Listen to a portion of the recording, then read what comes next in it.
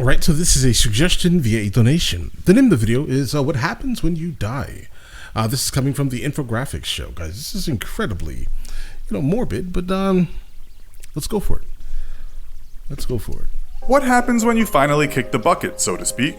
Despite our mostly science-grounded views on death these days, it seems many of us believe in life after it. In 2014, UK citizens were polled by The Telegraph, and just under 60% of respondents said they believe some part of us lives on. In the US, still a very Christian nation, Pew Research in 2015 asked people what happened after you die. The survey found that 72% of Americans believed you go to heaven, which was described as a place where people who have led good lives are eternally rewarded. 54% of US adults replied that they believed in hell, which was described as a place where people who have led bad lives and die without being sorry are eternally punished. With that in mind, welcome to this episode of the Infographic Show, What Happens When You Die.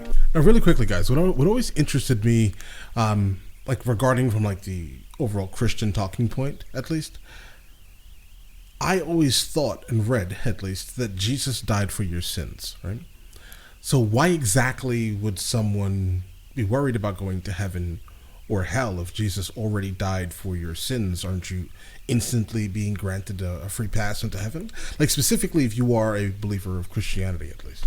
Don't forget to subscribe and click the bell button so that you can be part of our notification squad. It seems a lot of people do believe that after death we might be ensconced in some cloud-strewn paradise, or conversely, if we haven't adhered to the ethics prescribed to us by our chosen religion or denomination of that religion, we might be faced with eternal hellfire and the prospect of groveling to a bearded red man who hardly ever puts down his pitchfork. But let's start with some empirical realism and what actually happens to the body when we die. Physicians know you're dead because the heart stops beating and there is no longer any electrical activity in your brain. Brain death equals dead, although machines can keep you going a little bit longer. You can also have what's called a cardiac death, which means the heart stops beating and blood no longer flows through your body. The strange, even wonderful thing is, people that have suffered cardiac death but have been brought back to life have said they were aware of what was going on around them. Others have talked about walking towards a light in such a near-death experience. You can be brought back from what we call clinical. What's funny is that there's a lot of people who come forth with a lot of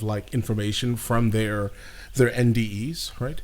And I always found it interesting, some of their stories. Oh, I've seen this bright light, or oh, there's nothing, or all these just wild and fantastical stories, right? I'm sure some of them are accurate. These are the depictions of someone's brain, right? And this is what they are literally seeing, right? But it just always interested me how different a lot of the stories were.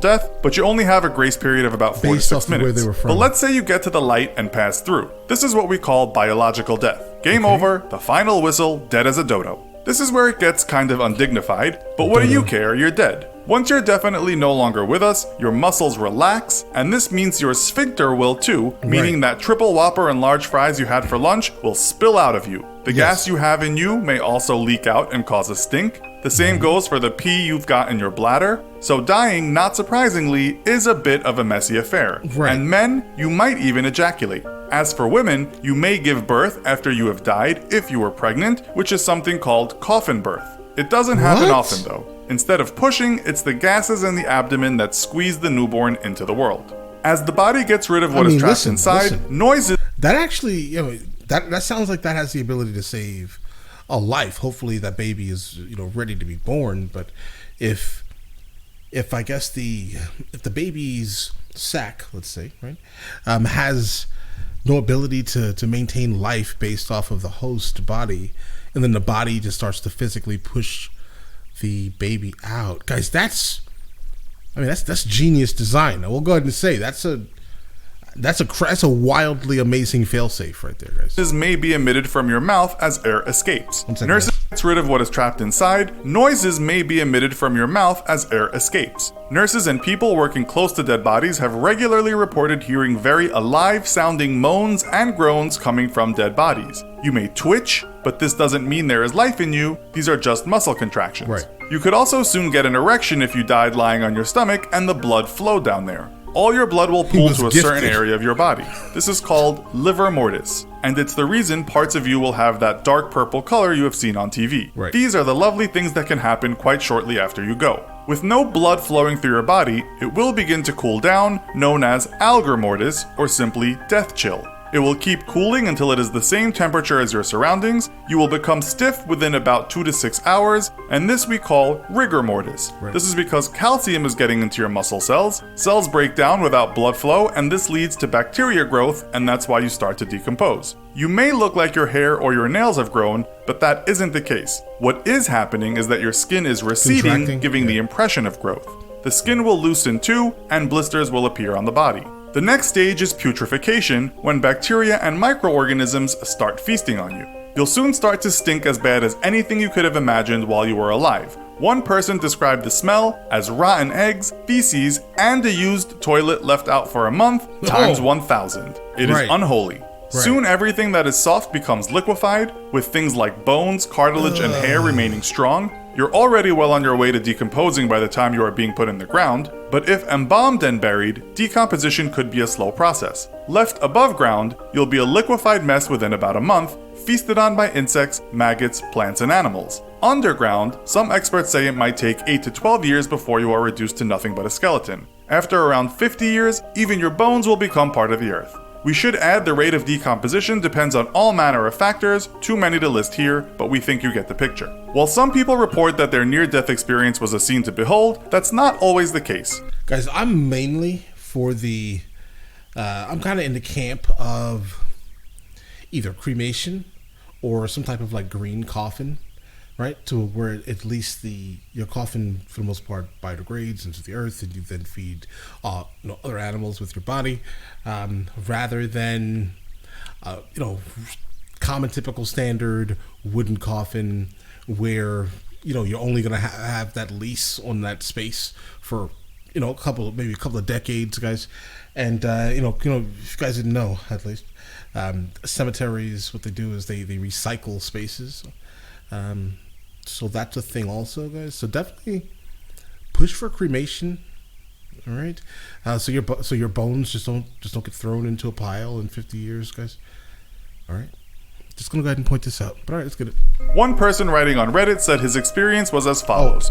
And some countries have longer like grace periods before that, but a lot of Europe has much shorter, like 10 to 25 years, kind of on average.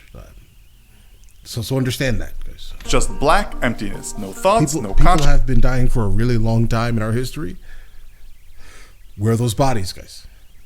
Nothing. Is there really something else? French philosopher René Descartes believed the soul was separate from the body, as many religions will tell you, and perhaps when we die, something lingers on. Friedrich Nietzsche talked about the concept of eternal recurrence, or eternal return, meaning all existence or energy in the universe has forever and will forever keep repeating itself ad infinitum. You live the same life again and again forever. Now, doesn't that make you want to live well? Here we can make similarities to the Buddhist belief of the Wheel of Samsara, wherein all souls or lives will begin a cycle again after death, except not the same exact life. Something we call reincarnation, which some people say is connected to what we sometimes call deja vu. Buddhists like absolute genius, but not everything that he said was amazing. Believe we can end this vicious cycle if we can become truly enlightened, therefore achieving nirvana. Or do we make our way to heaven after our bodies stop working, tipping our cap to St. Peter at the pearly gates, hoping he won't deny us entrance for stealing that candy bar when we went on a school trip to Niagara Falls?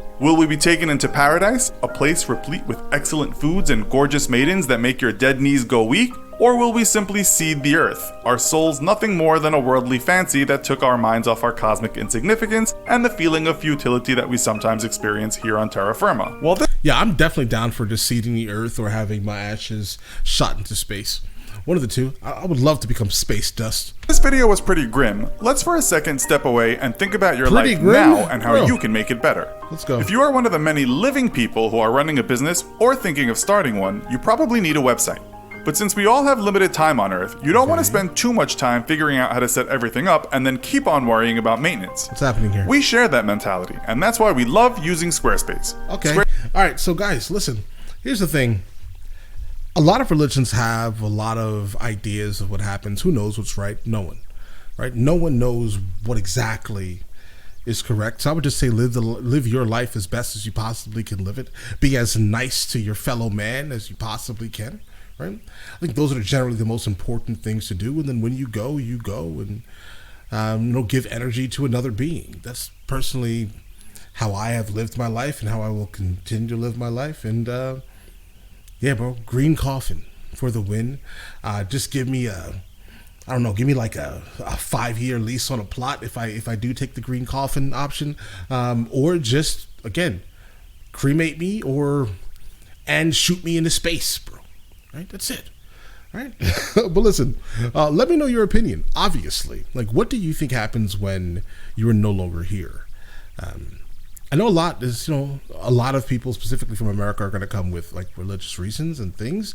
I have no problem with it, but I want to understand how there's a hell if Jesus died for the sins, guys. And that's something that has been plaguing me forever. And I ask it, and everyone's just like, "Shut your mouth and be good." But I can't, bro. I honestly, desperately need a response to this. I understand everyone needs to be good and for the most part live within some type of morals and our overall social contract, right? But how does it work? All right, listen. You guys all have an absolutely amazing day and enjoy your day thoroughly.